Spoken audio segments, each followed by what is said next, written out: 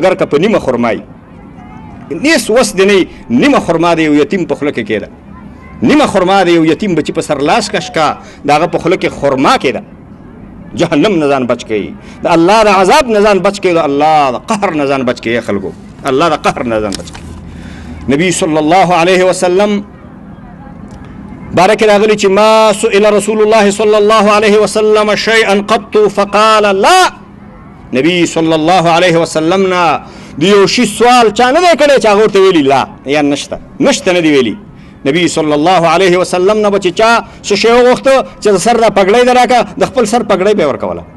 چې چا ورته ویل دا چپنه دی دا واسکټ دی ما تراکا وسته وته ورکوي یو ورځ ناست یو سړی ورته ویل الله پیغمبره عربي و ساده و دا واسکټ خو دراکا یا کورته خو دراکا نور ته ورکړه نو صحابه خپه شو صحابه ویل چې ساده سړی تا ته علم نه دی چې نبی صلی الله علیه وسلم نه څه شم وغواړي هغه نه وي هغه دا نه وایي چې زما بل واسکټ نشته دی اخو وایي چې واخله دا خو د الله پیغمبر دی د علماو د اسلام د مشرانو د دین د مشرانو دا تاریخ پاتې شوی دی شیخ الاسلام ابن تیمیه رحمت الله علیه په باره کې راغلی دی چې شیخ الاسلام ابن تیمیه رحمه الله لوی ولی الله تیر شوی دی لوی مجاهد عالم تیر شوی دی په شام کې په جمعات کې درس کوي او سړي ورته ویل چې صاحب دا پګړۍ به ما ته رانه کې ورته ویل چې خو زما خپل هم پګړۍ نشته خو دا غم یوه ده نو وی هغه پګړۍ نیمه کړه او نیمه ورکړه بیا بل سړی راغی ویل چې زما پګړۍ نشته بیا هغه نیمه پګړۍ هغه بل سړي ته ورکړه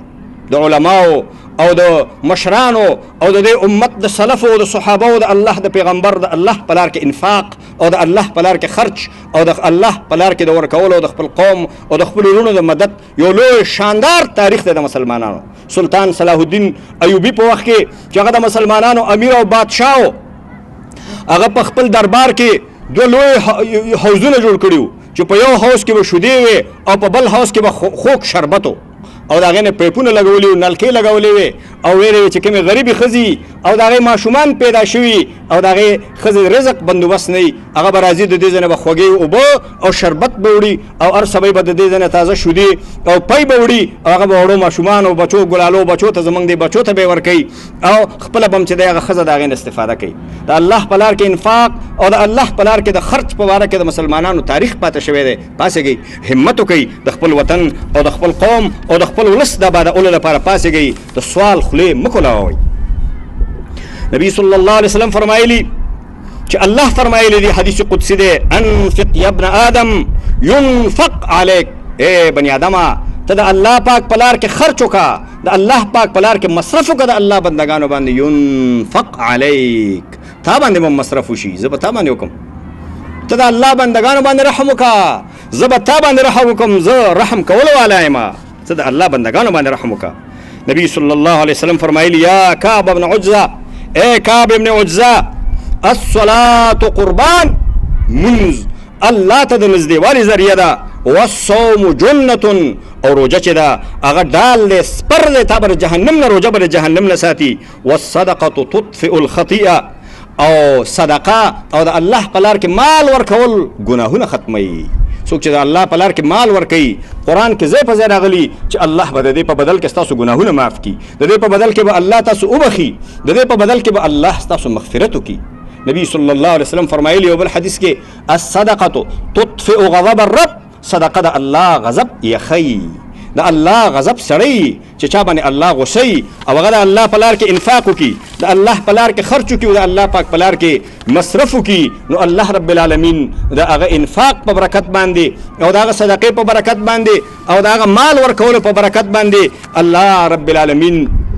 په هغه باندې رحم کوي او په هغه باندې فضل کوي او هغه باندې د الله غصه او د الله قهر په هغه باندې چې دی سړیږي د الله قهر په باندې ختمیږي ورونو یو څو آیاتونه د سوره حدید نه چې تلاوت شوي وو زه به هغه ستاسو مخکې تلاوت کړم او د هغې به لنډه غونې ترجمه وکړو مفهوم او مضمون همدغه دی چې کوم بیان شو همدغه قرآن کې بیان شوی دی ما په اسانه ژبه کې او په ساده ژبه کې هغه ستاسو مخې ته کېښو اعوذ بالله من الشیطان الرجیم بسم الله الرحمن الرحیم آمنوا بالله ای هغه خلکو چې په خوله باندې د ایمان دعوه کوئ په خوله د ایمان دعوه مه کوئ د زړه نه حقیقي ایمان په الله باندې راوړئ او د الله په رسول باندې راوړئ وانفقوا مما جعلكم مستخلفین فيه چې کوم شي کې الله تاسو نائبان مقرر کړي د هغې نه د الله په نوم باندې ورکوي. د دنیا کې تاسو د الله نائبانې خلیفګانې دا دنیا ستاسو نه ده، دا الله ته پاتې کېږي. دا یو څو ورځو دپاره الله تاسو ته درکړې ده. الله ستاسو امتحان اخلي د دغه مال نه چې تاسو پکې خلیفه مقرر شوي. دغه مال د الله په نوم باندې د دې نه ورکوي. فالذین آمنوا منکم وانفقوا لهم اجر کبیر. نو کوم کسان چې په تاسو کې الله باندې کلک ایمان ساتي، الله باندې یقین ساتي، الله باندې اعتماد ساتي، الله باندې یقیني، وانفقوا او د الله په لار کې مصرف کوي، د الله په لار کې خرج کوي، د الله په لار کې ورکړه کوي، لهم اجر کبیر. د هغې دپاره لوی اجر دی، الله به هغې ته لوی اجر ورکړي. وما لكم لا تؤمنون بالله والرسول يدعوكم لتؤمنوا بربكم. تاسو ولې الله باندې صحیح ایمان نه راوړئ؟ ولې الله باندې صحیح یقین نه کوئ؟ ولې الله باندې صحیح اعتماد نه کوئ؟ ولې په الله باندې صحیح ډاډ نه ساتئ؟ الله باندې ملو یقین نشته دی. پیغمبر تاسو را بلی چې الله باندې ایمان راوړئ او هغه تاسو نه د دې کلکه وعده اخیستې ده د ایمان. تاسو د ایمان وعده کړې ده، کلک ایمان الله باندې وساتئ. او د هغه کلک ایمان تقاضا دا ده چې مسلمان به د الله په لار کې انفاق کوي، د الله په لار کې به خرج کوي. ان کنتم مؤمنین، که تاسو مؤمنان الله باندې ایمانی، نو دا انفاق او خرج د الله پاک په لار کې وکړئ. واخر دعوانا ان الحمد لله رب العالمین.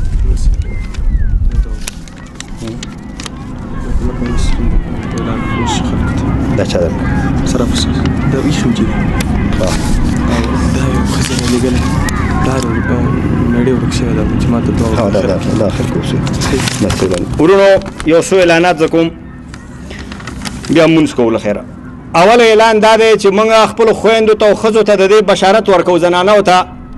چې د جلال آباد کې جمعیت اصلاح په خوشګنبد کې د زنانو دپاره د زنانو د تعلیم او د جنکو د تعلیم دپاره یو مدرسه جوړه کړې او هغه جوړه شوې ده. یو جریب ځمکه حاجي روح الله د هغې دپاره وقف کړې، هغه ته د الله اجر ورکړي. حاجي غلام نبي صاحب مړ شوی دی، هغه د الله وبخي. هغوی یو جریب ځمکه موږ ته راکړې وه، په هغې باندې چاردیوالي هم شوې ده او ګیټونه به هم د هغې وشي، د هغې امر شوی ده، د دروازو موږ ته ویلي دي او هغې کې څه مناسب غوندې تعمیر هم شوی دی او څه کمی پکې دی د 4-5 کوټو، هغه هم الله پوره کول والا دی. الله پاک به هغه هم پوره کړي. څوک به داسې پیدا شي چې هغه به جوړ کړي. د ښځو تعلیم دلته اداره نه وه، دا به دیني مدرسې او دې کې به دیني تعلیمي او دیني تعلیم سره سره به دې کې دنیایي تعلیم به حساب به پکې، خط به پکې او دې کې به کمپیوټر تعلیمي او دې کې به جغرافیایي، دې کې به تاریخي، د دنیایي تعلیم هم په دې کې او دیني تعلیم هم په دې کې. هغې دپاره به یو ځانګړی نصاب موږ جوړو چې دې ځانه خلک دین زده کړي، ښځې او زنانه دین زده کړي او دنیا هم زده کړي او دین هم زده کړي چې دا دنیا په علم باندې او په دین باندې دا وطن منور شي او روښانه شي. دوم اعلان زه دا کوم چې موږ تعمیر والا او جوړولو والا خلک یو، د خپل قوم دا ټول د افغانستان د جوړولو دپاره راپاسو. نو دې پارک کې چې موږ دا پروګرام وکړو، که دې کې کوم برخ مات شوی یا کوم بوټی شکېدلی مات شوی، هر څه تکلیف شوی، تار شکېدلی، بل شی شکېدلی، موږ ټول هغه بېرته جوړو. موږ په خپل پیسو باندې بېرته جوړو. موږ به هغه دې خلکو سره مشوره وکړو، د ښاروالۍ د خلکو سره چې څه شی مات شوی هغه شوی، هغه موږ بېرته اخلو همغه څه شی همغه کوالټي کې او همغه کیفیت کې او بیرته به دا پارک جوړو او دا به ښایسته کوو. یو بوټی چې د دې زموږ د لاس نه یا زموږ د دې راتلونکو خلکو د وجې نه ماشومان دلته راغله، څه تکلیف دې پارک ته رسېدلی، دا به بیرته موږ په خپلو پیسو باندې د جمعیت اصلاح په پیسو باندې به دا موږ بیرته جوړو او د خپل ملګرو په کومک باندې به دا موږ بیرته جوړو. موږ د دې وطن تعمیر غواړو، د دې وطن آبادي غواړو او د دې وطن ښایسته کول غواړو. دا مو زړه نه مني چې د دې وطن د یو بوټي نه د یو پاڼه بې ځایه وشکېږي، چې یو پاڼه هم د کوم بوټي نه بې ځایه شکېدلې انشاءالله موږ به د هغې تلافي کوو. یو دوم اعلان ما دا وکړ. دریم اعلان ما دا وکړ چې موږ دلته تاسو نه لږ ونې اپیل کړی و د پیسو یا د څه شي. موږ ته ډېرو پیسو حاجت هم نشته د پروګرامونو لپاره، دې باندې لږ مصرف کېږي. 10 روپۍ 15 روپۍ څه شی ورکړئ چې د الله په نوم باندې څه انفاق وشي، تاسو ته الله اجر هم درکړي او دې شي کې چې څونه پیسې مصرف شوي دي چې هغې کې ستاسو ثواب هم وشي. څه پیسو وختو والا موږ نه یو چې موږ ته لکه دې شي باندې دونه مصرف ډېر نه ده شوی، لږ مصرف شوی. دا پردې هم بعضې خلکو نیمې هسې ورکړي، بعضې شیان لږ ونې هغه شوی دی. لکه ته څوک دا ونه وایي چې انفاق دپاره دې دپاره درس وکړه چې ځان دپاره څه مسله ده، هېڅ داسې شی نشته. خو هماغه لږ شی کېږي او که ډېر شی کېږي هغې دپاره یو لویه کمیټه موږ جوړه کړه چې د دې وطن او د دې ښار او د دې ځای د پوهو خلکو او د منورو خلکو او د ښه مستعدو خلکو په سرپرستۍ کې به هغه مصرف معلومیږي. مولوي صاحب محمد شریف رحماني د ننګرهار د پوهنتون استاذ او د ګمرک د مسجد خطیب استاد دکتور نجیب الله صالح د ننګرهار پوهنتون استاد